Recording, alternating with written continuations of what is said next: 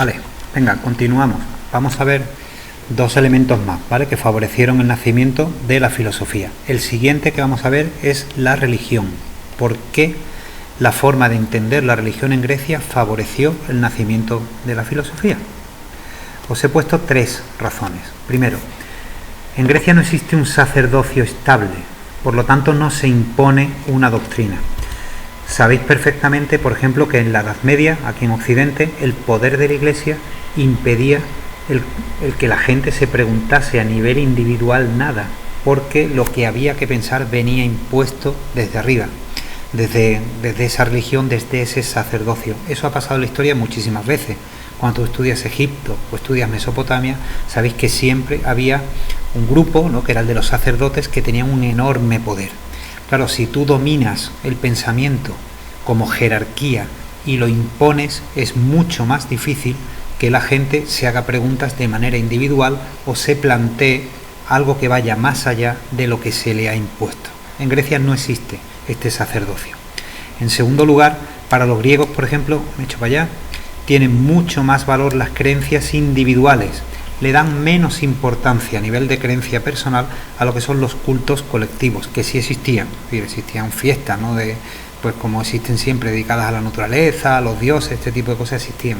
Pero para ellos tenía mucho más valor la relación personal con el dios, ¿no?, ese sacrificio que se hacía, o ese oráculo de Delfos, ¿no?, que es la foto que he puesto en el montaje, al que se acudía para saber qué me iba a pasar a mí, ¿vale? Es a nivel individual, no colectivo, no es lo mismo, ¿eh? Cuando tú vives una religión de manera individual, la cantidad de preguntas que se te ocurren es mucho mayor que si se te obliga a pensar como el resto de las personas que forman parte de tu comunidad. Y luego hay un tercer elemento que tiene muchísimo peso en el pensamiento griego, que son los mitos. ¿Qué le sucede a los mitos? Pues que llega un momento en el que las respuestas que dan, lo pone en la diapositiva, no son satisfactorias. ¿Por qué? Porque son irracionales. Entonces llega un momento en el que la gente empieza a plantearse, como decía Tucídides, ¿no? Dice, ¿no será mejor que estudiemos cómo funcionan las mareas que no que le pidamos por favor a Poseidón que nos sea favorable en nuestro viaje? Los mitos siempre han existido, siguen presentes en nuestra cultura, hay mucha creencia irracional, no pasa absolutamente nada, todo el mundo tiene derecho a creer lo que considere. Los que somos personas religiosas tenemos una fe y pensamos determinadas cosas, ¿no? Pero es verdad que hay determinadas respuestas que no convencen, salvo que tengan un argumento que sea puramente racional, y eso no puede venir del mito. En la medida en que la gente empieza a necesitar un tipo de respuesta distinta, la religión se muestra insuficiente por su irracionalidad, y se apuesta por la respuesta puramente racional, que es la filosofía. Vamos con el último. Influencias externas. Este lo voy a saltar muy rápido porque creo que se va a entender con muchísima facilidad. Es lo que os decía, si miráis el mapa, ¿no?, la gente que se traslada a Oriente, cuando contacta con esta cultura, se encuentran con ideas científicas religiosas que ponen en crisis su propia tradición.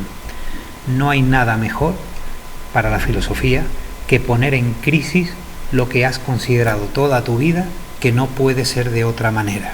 Poner en crisis no es malo, significa revisar, significa cotejar, significa comparar, significa darle una explicación más acorde con tus verdaderas creencias. Y esto es lo que hacen los griegos. Conocen una religión, conocen una ciencia y la contrastan con su propia sabiduría. Esa capacidad de criticar, ese espíritu crítico que es tan importante en la vida del estudiante, favorece muchísimo el que tú te pares a reflexionar.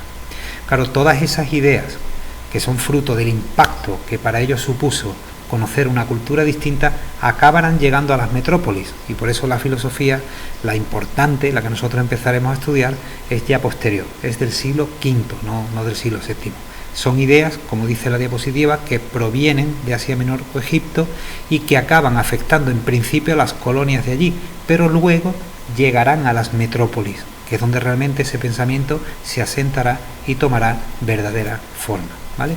Corto aquí este vídeo y vemos un último elemento, que es el de los sofistas, que me interesa verlo un poco aparte.